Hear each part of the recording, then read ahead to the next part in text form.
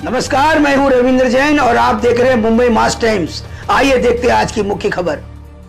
आपण नवीन परिस्थिती बघितली आणि आपल्या देशातली परिस्थिती बघितली आणि आपल्या धर्माचार्यांना आव्हान केलं की पुन्हा एकदा ही वेळ आलेली आहे की ज्या प्रकारे आम्हाला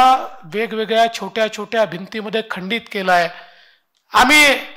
एक विचाराने, एक दिलाने, एका धर्माने, एका वाटेने चालणारे सगळे लोक आम्हाला छोट्या छोट्या गोष्टीत खंडित केल्या आणि दुसरीकडे मात्र लव जिहाद सारखे, लँड जिहाद सारखे आणि त्यानंतर वोट जिहाद सारखे विषय समोर यायला लागले आणि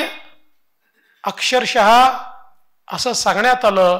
की वोट जिहादच्या भरोशावर आम्ही लोकसभा जिंकलो, आता विधानसभा देखील आम्ही जिंकू। त्यावेळी मात्र आपल्या इथे मला असं वाटतं की ही आवश्यकता सर्वांनाच वाटायला लागली की आता जर आपण जागे झालो नाही तर पुढचा प्रहार हा केवळ राजसत्तेवर नाही आहे, पुढचा प्रहार हा धर्मसत्तेवर आहे, पुढचा प्रहार आमच्या संस्कृतीवर आहे, आमच्या विचारांवर आहे, आमच्या आचरणावर आहे। आणि मला अतिशय आनंद वाटतो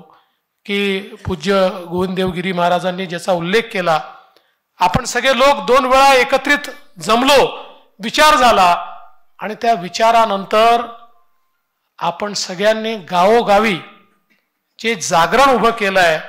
मला असं वाटतं की स्वतंत्र हिंदुस्थानातलं सर्वात मोठं जागरण जर कधी झालं असेल तर ते या निवडणुकीच्या पूर्वी आमच्या संतांनी करून दाखवलं। आणि पुन्हा एकदा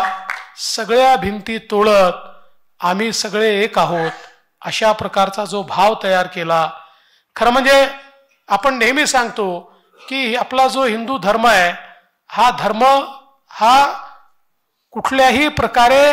पूजा पद्धती सांगणारा धर्म नाही आहे, तर ही आपली एक जीवन पद्धती आहे। ज्या जीवन पद्धतीमध्ये निर्गुण निराकार आहे, सगुण साकार आहे, वेगवेगळ्या प्रकारची पूजा पद्धती आहे, ज्याच्यामध्ये जन्मापासून मृत्यूपर्यंत, अंत्यविधीपर्यंत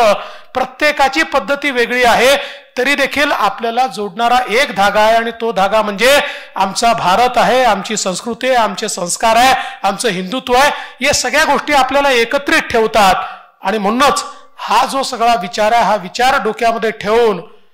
कुठलाही संप्रदाय आहे, कुठला विचार आहे याचा विचार न करता सगळ्यांनी एकत्रितपणे या ठिकाणी हा जो काही आज आविष्कार करून दाखवला, मला असं वाटतं की पूज्य गोविंददेवगिरी महाराजांनी जे सांगितलं, भारताकरता महाराष्ट्राने एक उदाहरण तयार करून दिलं आहे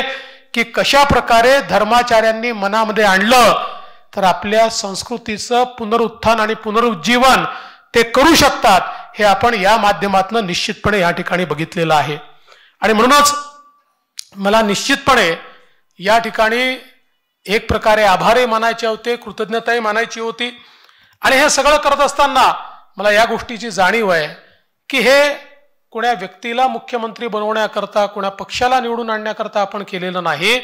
आपण हे विचारांकरता केलेलं आहे। तोपर्यंत जोपर्यंत माझ्यासारखा एक मुख्यमंत्री त्या विचारांवर चालेल तोपर्यंत तुमचे आशीर्वाद माझ्या पाठीशी आहेत। ज्या क्षणी त्या विचारावरनं मी बाजूला जाईल त्या क्षणी तुमचे आशीर्वाद देखील मला असणार नाहीत, याची मला पूर्ण जाणीव आहे।